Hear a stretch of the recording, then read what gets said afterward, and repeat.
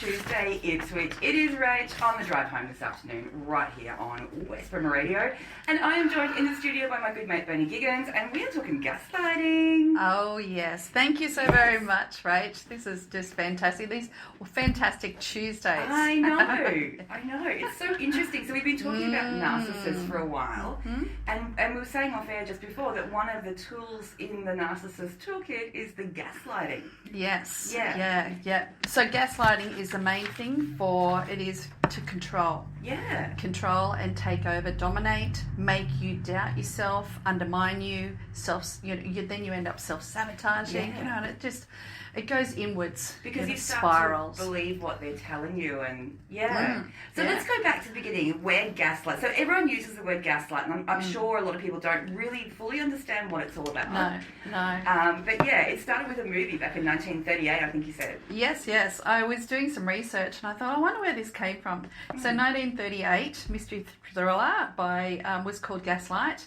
In 1944 it came out. The husband manipulates his adoring, trusting Paula into believing she can no longer trust her own perceptions because he wanted to steal all her money. Yes. So one scene, Gregory causes gaslights in the house to flicker by turning them on in the attic of the house.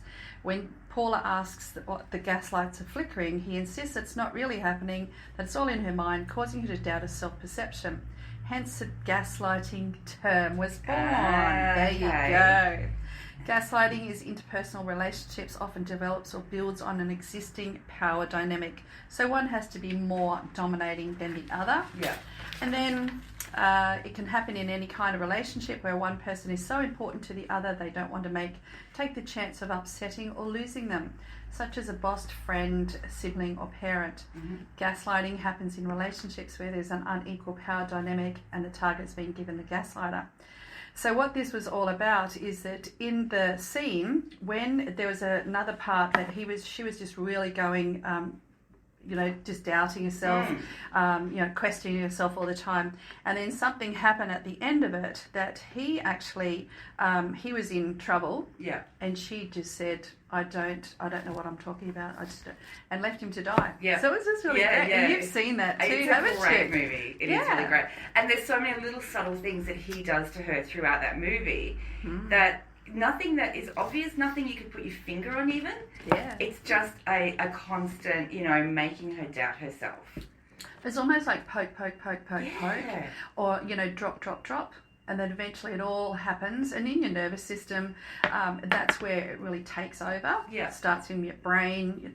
Self-doubt is the biggest piercer of any confidence. Yes. And when you're starting to question yourself all the time, that's where it all comes undone. Yeah, and it's often, I know, appearance-based. Oh, you shouldn't wear that, or oh, you've got too much makeup on, or oh, you don't have enough makeup on, or, all these little things. So you just start to think, I don't know what I'm doing. I don't know how to present myself. I don't know how to be. And it's, And then you have to then rely on that person for the validation as well.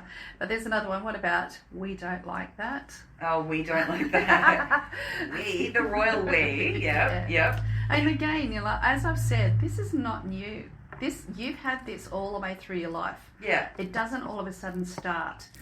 You might have, put it to the side. You might have put it to the back of your mind. Yeah. But it has happened in your childhood, your mother, father, siblings, or even school.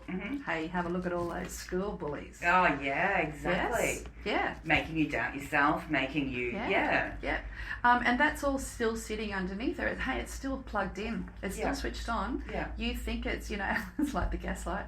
It's still flickering in the background. Yeah, you just need to fan the flames and then it's back. Yeah. But the thing is, if you don't resolve it from the past, it will keep coming up into your face. Yeah. To say, hey, there's something wrong here. Yeah. It's not about the other person, it's about me. I need to resolve that. Yeah. But we're going to talk about some things that you can actually do now. Yeah. It's owning it, understanding it, and we're saying you must talk about it. Yeah, definitely. Yeah. All right, well, stick around. We're going to come back and talk more about this because it's very, very interesting. And if you haven't seen the movie Gaslight, I would definitely recommend it. It's fascinating. You're with Rach and Bearnie on the drive home this afternoon on West Bremer Radio. And stay nice and dry because there is a bit of rain predicted for this afternoon, so get those brollies out. Now, you're with Rach and Bearnie on the drive home this afternoon, and we're talking gaslighting, which is a term a lot of people use, right? Yes. And we know from our earlier segment it came from a movie that came out in the 40s. But what are some things we can do to stop? Yeah. Oh, we were just saying about some movies, other movies, yeah. right? So another one you can see is Netflix series, if you're on Netflix, is Made. And the movie The Girl on the Train. And guess what? The reality TV show The Bachelorette. Yes. We talked about Married at First Sight. Oh, yeah, that is gaslighting in the extreme, yeah. Without realising. Yeah. And this is coming into commonality, and you just bypass it. Whereas if you're a people pleaser and a empath, hey, guess what? It's already starting to trigger. Yes. Yeah. So it's learning about it and learning to distance yourself about it and just being able to, be individual with it. I don't like it. Yeah. I don't want it, and really stand up for your rights. Yeah. That's the biggest part. Yeah. So do you think these shows are normalising it? Oh yeah. Yeah. So people are watching these and going, "Oh, well, that's how you need to be." Like, Yes. that's, Yeah. To get ahead, to Yeah. win the show, you do any dirty tricks. Oh my God. Awful. Some of this stuff. Because there's one.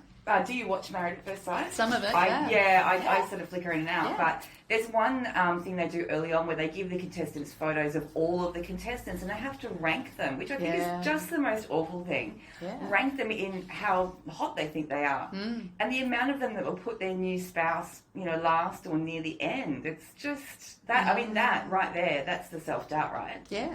Yeah, absolutely. This is here. It says gaslighting is a form of psychological manipulation. Hey, and they've got a lot of psychologists and everything else like that on those shows. Yeah. What are they doing? Well, that's always the question. But they're just fueling the fire to get the ratings. Exactly. That's what it is. At the end result is somebody's going to win, but what's the cost? Yeah. What does it cost mentally, psychologically to all these other people? Not only there, but if you're watching it and you've got something sitting in the back of your mental mind, it can trigger you and it can just set off fireworks inside. Yeah, and in fact, I was on Twitter because I like to Twitter while I'm, watching these reality shows because the reactions from the people watching is hilarious. But a lot of people were saying, I'm feeling really triggered by the way this particular character is acting. Yes. So it was happening. And then you hear about the reality stars after these shows. They have huge mental health issues. Yeah, absolutely. But they've got is it a quiet clause or a no contact, they can't no come out speaking? and talk about it. Yeah. So who do you say? You've signed the contract. Yeah. This is what you're in for. Yeah. Hey, and just be careful if you're in any of that because, again, if you haven't dealt with this stuff from childhood, all I can say it is just goes mental. And, here we have in our area, the mental cases are just so high. Yeah. It's all coming down to sowing self-doubt seeds, confusion in your victim's mind. I don't like victim, I like target. Yeah. Because a narcissist needs somebody to step on and it's your head. So you are not a victim until you call yourself a victim. Yeah. Think about you're a target, so how can you get your target off and really value yourself? How these people, these gaslighters want to do is that you're not valuable. You're not you're worthless, you're powerless, you're weak. Yeah. So, work on those things on your own self. Yeah. Seek out, do personal development, anything else like that. Call me, inner child harmony coaching. Yeah. Oh, God. So anything. How do you flip that script then? How do you do that? How do you, apart from all of those things, like what, does a narcissist leave you alone once you go, no, I'm done? No way. No? No, it's like a cat with a ball. Yeah. Like a cat with a mouse. Cat with a mouse. Yeah. And they just like to keep moving, Yeah. And you get away from them, and then they tell lots of other people because you're not allowed to. Hey, I didn't give you the permission to leave. Yeah. It's really big controls. But if we can get you to understand the gaslighting in the first place before you get into. Have you ever seen Get Smart? Yes. Yeah. With all those steel doors. Yes. Okay, so the first door is like you think, oh my God. Okay, I'm in there. Now we're talking to you about gaslighting. So before you go into that next steel door, think about it, get out. Yeah. You know, reverse yourself out, Yeah. catch yourself and stand up to the person. You know, Yeah. that's what they do not like, people standing up Yeah. to them. And trust yourself. Yeah. Trust your own judgment. We talk about, you know, that beautiful dolly, you know, Yeah. and lots and lots of beautiful people that have actually taken their lives because of gaslighting, you know, and a lot of times nobody else is around and it's just that constant internal stuff. Yeah. Talk about it, journal about it, speak about it, write letters to them, do not ever send it. No. And you start with how dare you, Yeah. and then just speak your mind. Yeah. You know, really allow the emotions, the energy, the anger, lots of anger, how dare you. And talking to other people who know you and saying, look, is this, and getting their perspective and then saying, no, you're not like that, you're, you know. Yeah, it's time to get out. That person is really not good for you. Yeah. And please, they are red flags. Yeah. They are saying things that you need to hear. Yeah. Get out. Yeah. As an empath, we go in to save them. We're going to change them. Yeah, we'll fix them. Oh my God. It'll be fine. Yeah. That is an endless pit. Please do not do that. Yeah. You know, just take that hat off, or even lock it up, because that's what feeds the narcissist. And as soon as they get you, you know, you become a sieve. They know all the different places, and they keep draining different pinholes all around you. Yeah. Mentally, you know, mentally is where you need some big help. Yeah. You know, go into, if you can get early intervention is what we want. Yeah. Yeah. Definitely. That's the biggest thing. Interesting. All right. I know. All Can right. I just say some of the mental consequences? Having trouble making simple decisions. What will I wear? You know, what will they think of? Biggest one is, what will people think of me? Yes. You know, can you find that and put that up on the wall, you know, and say stuff it. Yeah, I don't care what people think. Say stuff at the end of it, you know, and really get strong in that. Making excuses for your partner's behaviours to their family or friends. Yes. Constantly second guessing yourself, blaming yourself for the way the other person treats you. Trying to convince yourself that their behaviour isn't really that bad. Walking on eggshells. How many times have we all done that around the other person? Yeah. Believing that you are too sensitive. Questioning your own feelings, judgments and observations. Doubting your own memory and sanity. You know? Yeah. How many you and I know all of Oh, this. yeah. Tick, tick, We tick. could tell you some stuff. Oh, yeah.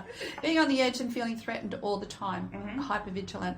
Starting to believe what the gaslighter tells you about yourself, that you are crazy or stupid.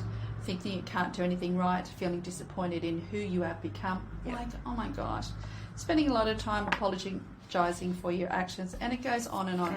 So we're saying, please be aware of it. Yeah. You know, step away from it. Don't go to the sex store. Yeah. And please turn your empath off. You can't change them. No. You won't change them. No. It is just a disservice to your own self. So... Okay. Oh, that's so interesting. Thank you so much, Bernie.